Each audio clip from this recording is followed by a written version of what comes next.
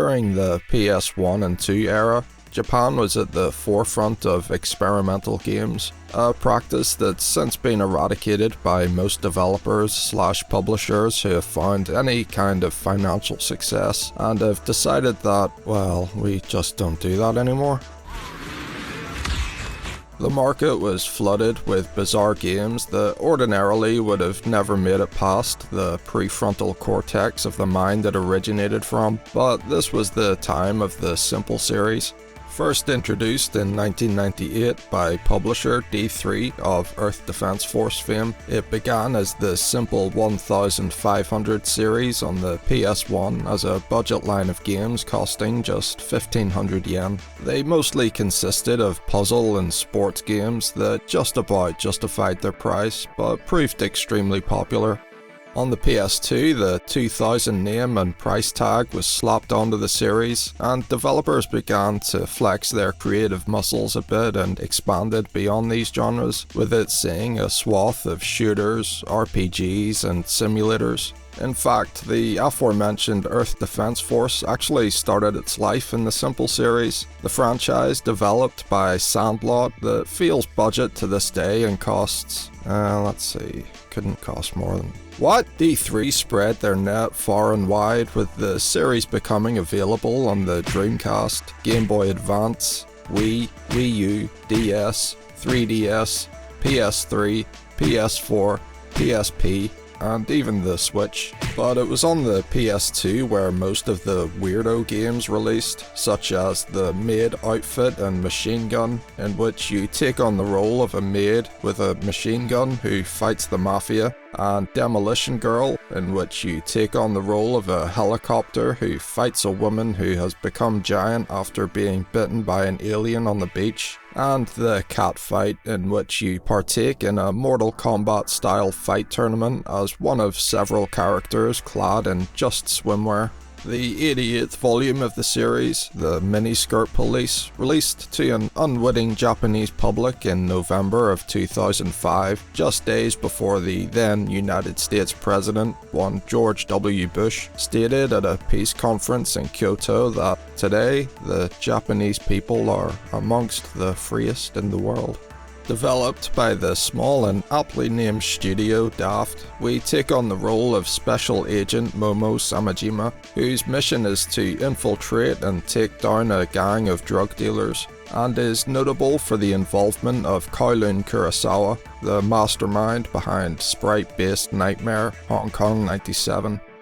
As you might imagine, there isn't a whole lot of readily available information about this game, but it appears Kurosawa joined the project as lead game designer midway through development. What it looked like before his arrival is anyone's guess, but what we got is in large part thanks to the heavy influence of one of my favourite PS2 games, Manhunt, which Kurosawa stated in a now removed interview on Daft's website that he played so much he developed tendinitis. When we take control of Momo, the Manhunt influence is something that's apparent right off the bat as you target an enemy and think to yourself, this targeting reticule sure looks like Manhunt's. Another thing you'll think to yourself while you fight with the camera is, these controls are dog shit. But the slow turning speed and inverted controls are something that can be easily remedied by changing them in the options. Oh wait, the game doesn't have options. I suppose, allure of this game is seeing Momo's clothes disintegrate before your very eyes as she takes damage, forcing you to spend most of the game running around in your underwear through the realistically depicted smut-filled streets of Tokyo. It's humiliating, and I can't help but wonder if this was Kurosawa's intent. Just as Hong Kong 97 was a middle finger to the mass production and lack of creativity that swamped the Japanese gaming industry at the time, the argument can certainly be made that the ridiculous concept of Miniskirt Police is a satire of how sexualized women in media were then and continue to be. Or it's just a game for perverts, I don't know. The controls are basic: circle to attack, X to sneak, left and... interesting. Left and right on the D-pad let you peek around corners, and L1 locks onto targets.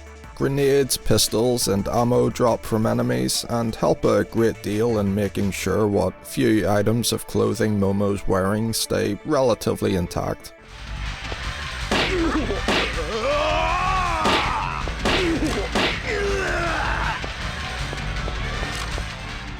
The enemies patrolling the streets swan around with all the self-assured belligerence of Conor McGregor and likely possess a similar criminal record. Their faces are manifested as grotesque characters designed to repulse and induce that primal hatred that lives deep within us all. They squat outside dingy snack bars, mimicking their real-life counterparts who can often be seen in this provocative stance outside popular convenience stores, chain-smoking and glaring at passers-by. If you've ever been unfortunate enough to have encountered these rats, you may suffer from bouts of synesthesia, with the imagination box in your mind being filled with second-hand smoke and the sound of hawking up bile that would make a xenomorph blush.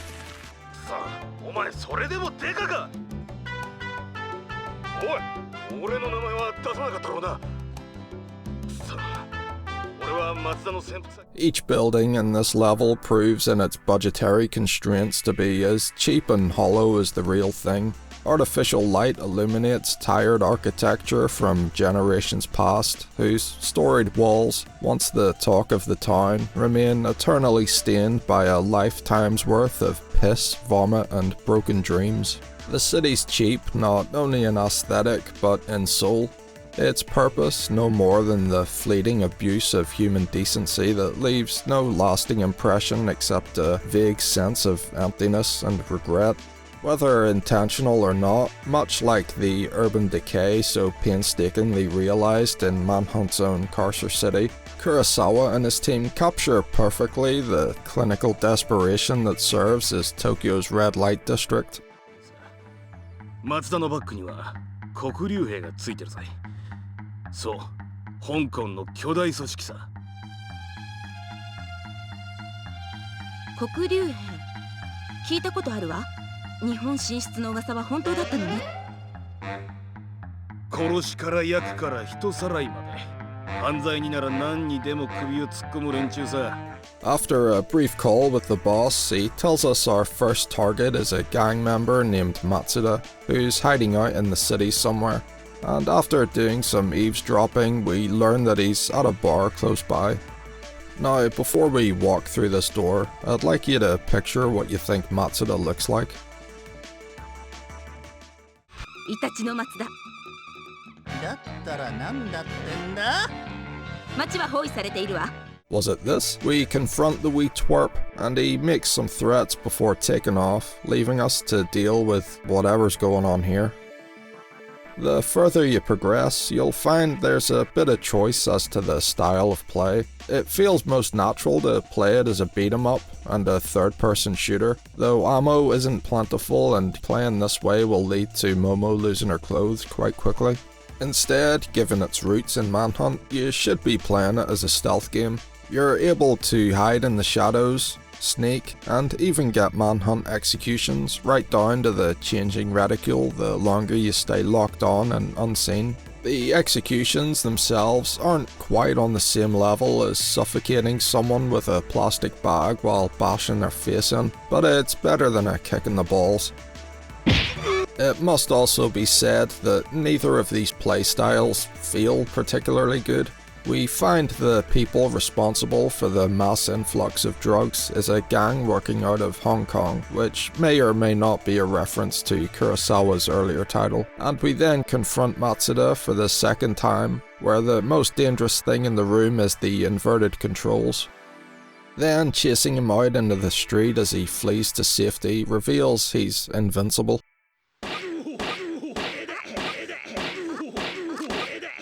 Die, you wee cunt. He takes to his natural habitat in the sewers, where enemies have their health doubled and stealth kills are very difficult as they walk faster than we can sneak, and the environment isn't really set up with places to hide, so we're forced into unarmed combat, which consists of one thing: mashing the attack button.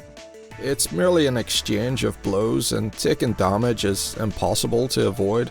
Again, it's not dissimilar to Manhunt, where you're strongly encouraged to remain hidden and avoid melee combat at all costs. The issue with that, however, is Manhunt has a robust stealth system, good controls and levels designed with that in mind, while Miniskirt Police feels like it was thrown together by 5 men who dropped bowling balls on each other's heads before starting development. It gets frustrating trying to play by the rules of Manhunt, but getting kicked in the dick at every turn. Enemy movement, for example, is so erratic that it makes doing stealth takedowns feel a lot jankier than it should, often leaving you wondering why it didn't work, even though you released the button before they even turned around. And watching these shitbags tauntingly cheer as your clothes fall off is genuinely infuriating. Like the game itself is laughing at you for thinking it is in any way to be respected.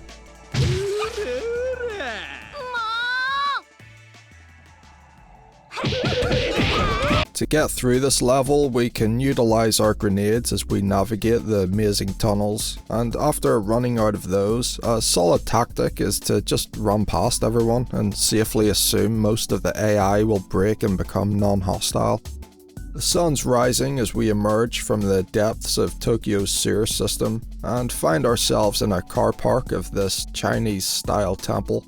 There's plenty of enemies here, and the shoestring budget conspires to give them their own stealth system that's powerful enough to make even the most garish of suits invisible. After clearing the garden area, Momo gets another call from her boss who tells her there's been a change of plans and she's to stand down, which is odd considering we're right at the gang's base of operations.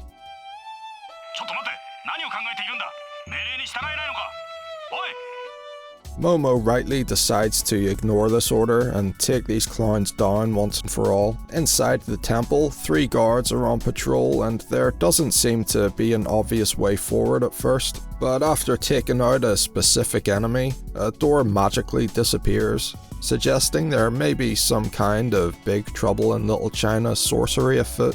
Or the game was developed by actual chimps. Moving through this building undetected becomes much more difficult from here on. The rooms are small and packed with way too many enemies, making it extremely difficult to prevent the level from turning into a complete shit show. Thankfully, Momo has a trick up what's left of her sleeve. We can just run past everyone, go up the stairs and crouch into stealth mode, which for some reason completely bamboozles the guards to the point they start killing each other.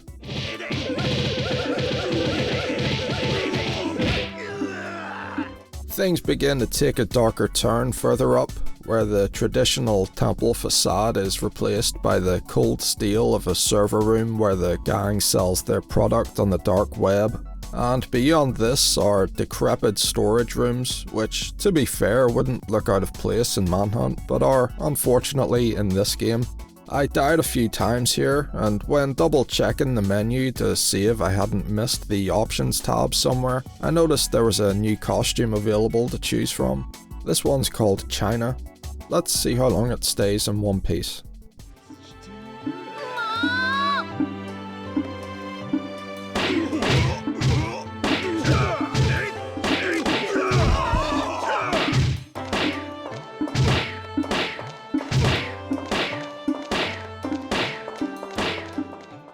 We enter some kind of sex dungeon and find an agent from Hong Kong who's also trying to take down this drug ring, but clearly ran into some problems.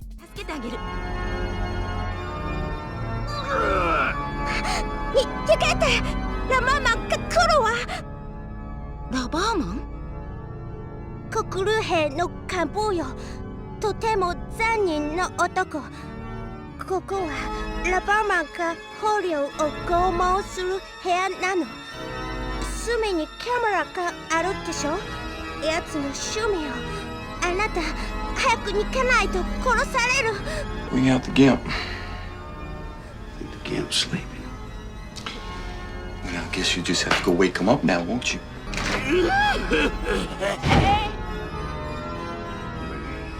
Good lord.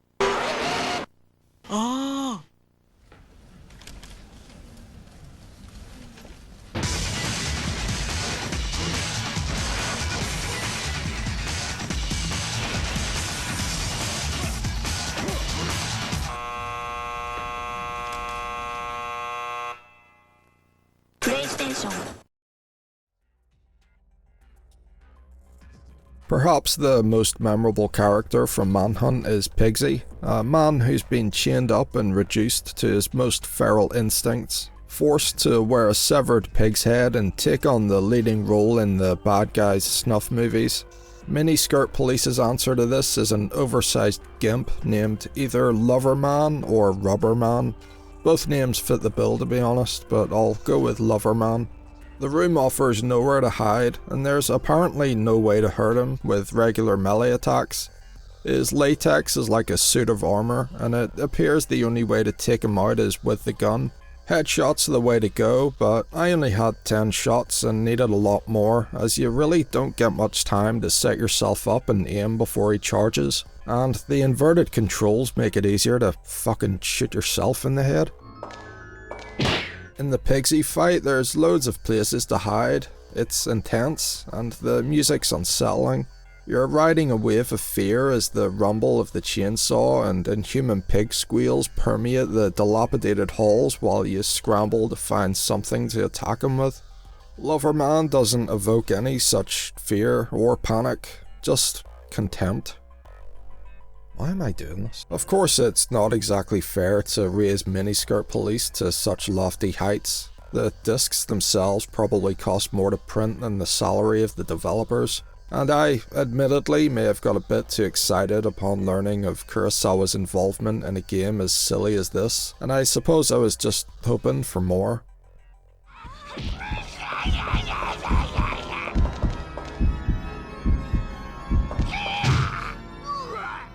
In any case, Momo falls victim to Loverman, and it's down to her partner, Taro, to save her. Before her capture, Momo was able to relay a fractured message to Taro, who's currently undercover on the wrong side of the Yamanote line and was unable to decipher little more than that she was in trouble and to not trust their police chief. Without a badge or gun, we're left to fend for ourselves against the Yakuza, who have been alerted of Taro's true identity and have decided to make a game of hunting him down. A manhunt, if you will. Fortunately, the light from the flickering lampposts exposes very little and we can use the shadows to our advantage. We have to make do with whatever items we manage to find. A plastic bag that once carried an elderly woman's fresh vegetables, a blackjack that swung around a jolly police officer's hand as he nodded and smiled to the local residents, the broken shards of glass from a window that a child once stared through at the stars on cold December nights, just waiting for a twinkle that would mark the coming of Santa. These remnants of more prosperous times feel little more than a faint memory buried amongst the desolation and suffering that now fills the streets. The men who patrol are of low stock and even lower moral integrity, and you're faced with the struggle between right and wrong. Do you sneak past? A shadow? A ghost? A whisper in the wind? Or do you bash their brains in with a baseball bat? To escape the area, we need to get through a locked gate which requires a crowbar to break. So we venture through the derelict houses, peering from boarded up windows at the roads littered with rubble and burnt out cars, and murdering anyone who stands in our way of finding one. And after doing so, we find ourselves in a blood-stained basement with the same kind of camera used by Loverman in his sex dungeon. Signs that there was some kind of underground snuff conspiracy. After 90% of the street-dwelling population are left to sleep off a mild concussion, we're sent to deal with a noise complaint at a scrapyard. Our colleagues kindly give us a lift to the edge of the city, and we discover white supremacists are partying a bit too hard. Didn't know Japan had white supremacy. Unconvinced they'll be missed, we can use a few new tools to ensure they keep the noise down, and the piles of crushed metal make for decent cover, and probably made putting the geometry of this level quite easy for the devs. But if you've ever wanted to smash someone round the head with a bat while they're on the shitter, or shoot someone with a nail gun, this is the level for you. After this admittedly violent episode, the police chief deems it necessary for Taro to undergo a psych evaluation at the local asylum, where as part of our rehabilitation we're to assist in performing brain surgery that wouldn't look out of place in a Victorian operating theatre. There's plenty of shadows to hide in here, but the challenge is trying to separate the group, who'll quickly pile on you if one of them spots you. We then come across another patient who has us confused for her husband and himself for his wife. You think she can give you something I can't, do you, Barry? Do you? And we can try to remedy this by knocking some sense into him, but we'll be long gone before finding out if the operation was a success. Taro knows at this point that he's being hindered in his attempts to find Momo, and starts to piece together that her target, the HK drug gang, and their very own chief of police were swimming together in the same pile of shit. This is confirmed when we're transferred to a maximum security prison where the inmates are running the show. We're up against it as most of the prisoners are carrying pistols and shotguns, and the game shifts its attention from stealth to action.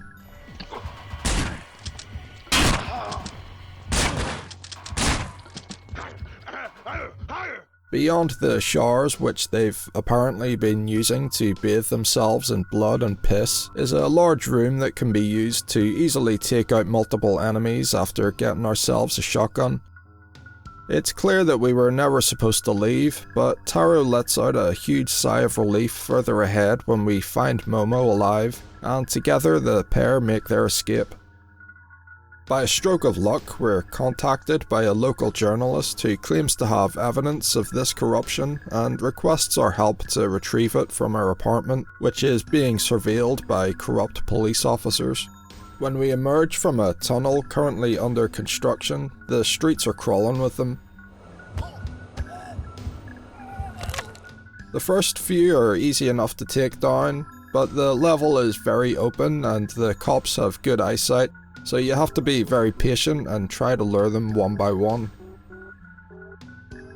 In the apartment itself, I'm unsure if stealth is even viable, as much like the Chinese temple, it's packed with enemies in a small area.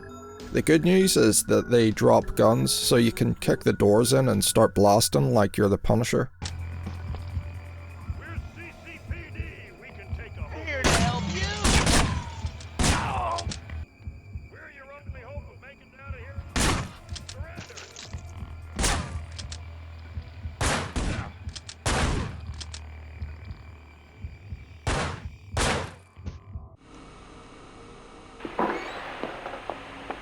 Everything I need is in that box under the table.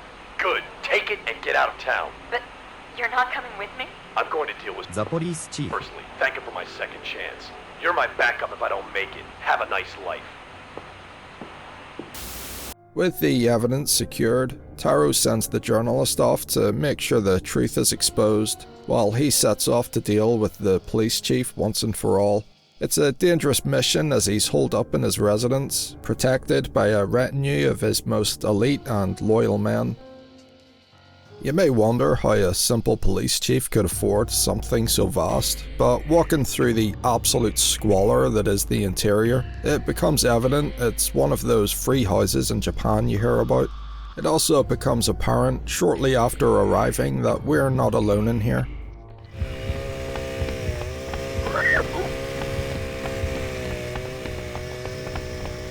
Loverman has been set loose and stalks the halls of this vile dwelling, and we're forced to scavenge for weapons, of which wooden stakes can be found. As always, patience is our friend, but Loverman is a jittery fella and will start swinging if he senses even the faintest approach. When the opportunity eventually arises, we can deliver an attack that would finish off any other man, but Taro has discovered, just as Momo did, that he's gonna need a lot more than what he has at hand to penetrate that thick purple latex.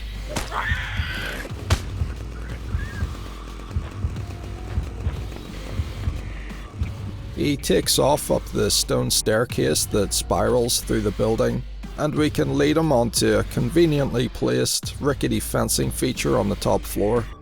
This process has to be repeated a few times before the fencing comes loose enough that it can't take his weight anymore and he falls through. He holds on for dear life, screaming for help, but Taro isn't in a forgiving mood right now.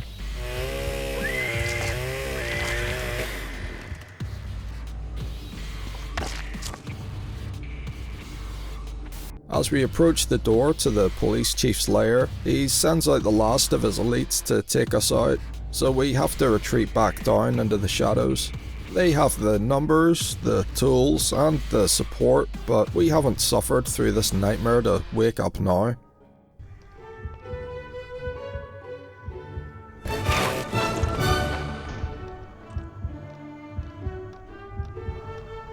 Gonna piss on your corpse, little...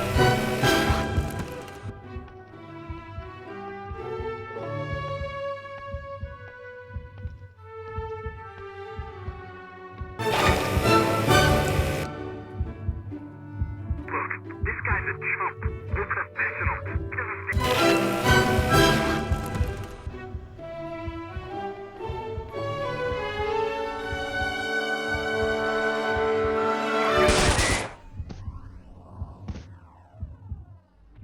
With the final confrontation waiting behind the chief's reinforced door, Taro gets to work with the chainsaw, and when inside we're met by this pathetic worm trying to make a deal with one hand and kill us with the other. Armed with just a revolver, he's easy to deal with by simply taking cover behind the pillars until he has to reload. Then all it takes is one attack and he's left trying to hold his stinking corrupt guts in.